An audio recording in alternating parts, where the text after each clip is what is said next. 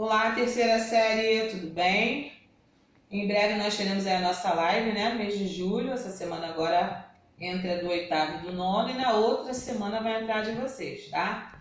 Não deixem de assistir e participar. Teremos uma semana de aula ao vivo e logo após voltaremos para as gravações.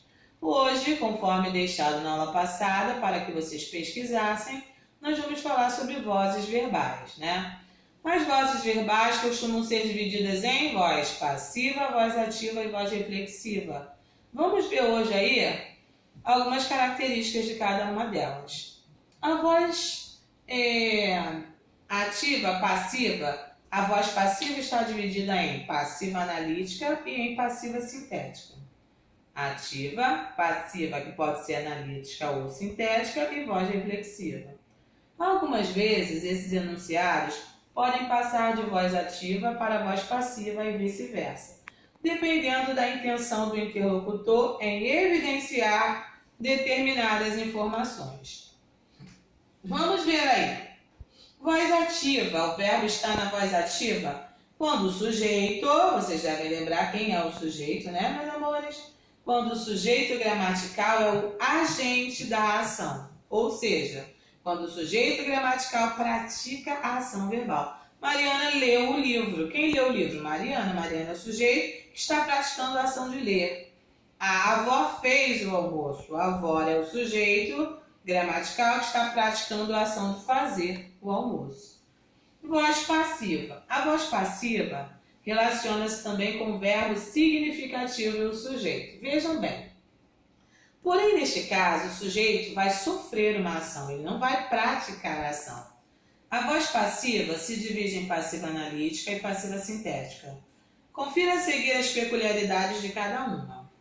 Passiva analítica é construída com a junção de um verbo auxiliar e o particípio do verbo central. Toda locução verbal, né, meus amores? Tem o auxiliar e tem o principal. Além disso, a voz passiva analítica dá vida a um termo conhecido como agente da passiva, que é o ser dentro da oração que faz a atividade descrita pelo verbo. Para conseguir entender bem a voz passiva analítica, você deve saber como identificar o sujeito passivo, ou seja, o sujeito que sofre uma ação. Vamos lá. A carta foi escrita por Maria. Gente, vamos aqui observar uma coisa. Lá na primeira, nós falamos, a avó fez o almoço. Quem fez o almoço? A avó. Quem praticou a ação de fazer? A avó.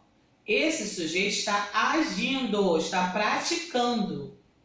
Agora, quando eu leio, a carta foi escrita por Mariana, vejam que a carta foi escrita por Maria, vocês meio que Mariana, né? Desculpa. A carta foi escrita por Maria.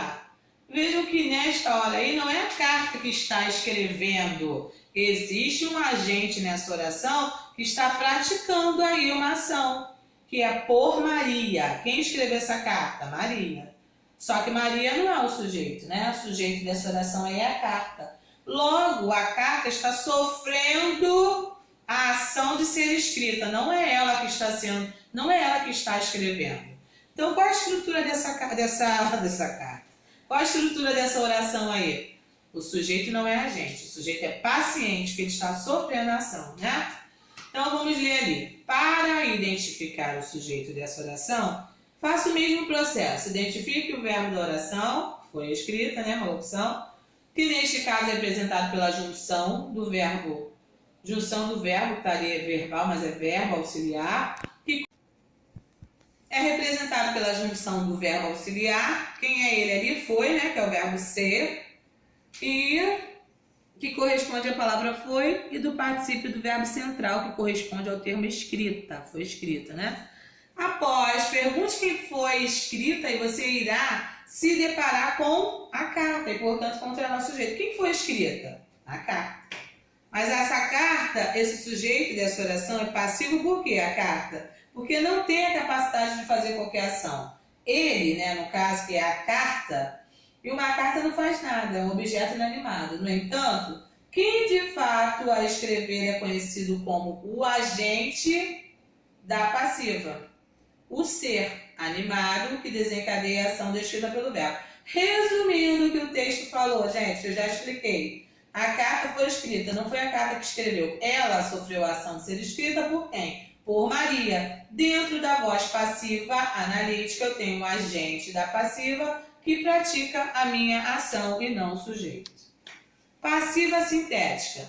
A voz passiva sintética utiliza-se de um pronome passivador. Que pronome é esse? É o ser, junto ao verbo, e por isso pode ser conhecida também como voz pronominal, tá? Vamos ver um exemplo. Vendem-se chocolates, meus amores. Percebam que eu posso transformar essa estrutura dizendo que chocolates são vendidos. Perceba que neste caso, os chocolates sofrem a ação de serem vendidos por alguém, né? Chocolates são vendidos por alguém, mas aí existe uma ação de alguém vendendo chocolate. Voz reflexiva, quando o sujeito é ao mesmo tempo agente e paciente. Mais um pouquinho abaixo nós vamos ver que não podemos confundir voz reflexiva com reciprocidade. Vamos ver isso aí. Na voz ativa, eu tenho sujeito agente. Na voz passiva, eu tenho sujeito paciente. E na voz reflexiva, eu tenho as duas coisas. O sujeito que é ao mesmo tempo, agente e paciente. O menino feriu-se. Ele está praticando e recebendo a ação, né? Ela cortou-se com a faca. Não confundir o emprego reflexivo, que é a voz reflexiva, não confundir o emprego reflexivo do verbo com a noção de reciprocidade. Vejam aí, os lutadores feriram-se. Aí tem mais de uma pessoa no processo, mais de um sujeito, né? Os lutadores feriram-se um ao outro. Eles beijaram-se, vejam, né? Alguém beijou, recebeu beijo. Então eu tenho aí um ao outro, é diferente quando fala assim, olha, sabe aquela historinha? Espelho, espelho meu, existe alguém mais bonito do que eu? Nós temos lá na Branca de Neve. E a bruxa olhou-se no espelho. Ela praticou a ação de olhar e de ser vista. Então este sujeito está ao mesmo tempo sendo agente e paciente desta oração. Não podem, quando eu envolvo um outro ser, outra situação, outro objeto, deixa de ser reflexivo e passa para reciprocidade, tá bom?